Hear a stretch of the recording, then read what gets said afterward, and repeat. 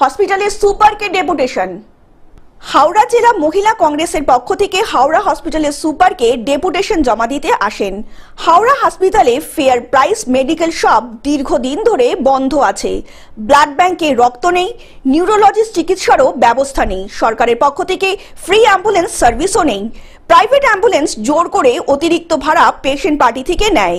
এই সমস্ত অভিযোগের ভিত্তিতেই ডেপুটেশন জমা দেওয়া হলো।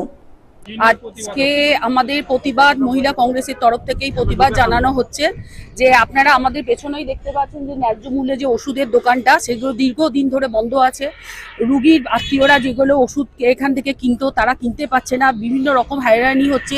তারপরে আপনারা দেখতে পাচ্ছেন যে এখানে কোনো কার্ডিওর ওপিডি কোনো ব্যাপার নেই, নিউরোর কোনো নেই। তারপরে হচ্ছে যে আপনার এখানে এমআরআই এর কোনো ব্যবস্থা নেই। এই দুর্ব্যবস্থার উপরে হাওড়া মানুষ খুব সংকটজনক জায়গাটায় দাঁড়িয়ে আছে।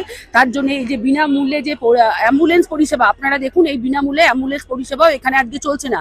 আজকে কিন্তু এখানে পুরোপুরি চলছে টোটো স্ট্যান্ড হয়ে গেছে হাওড়া হসপিটাল।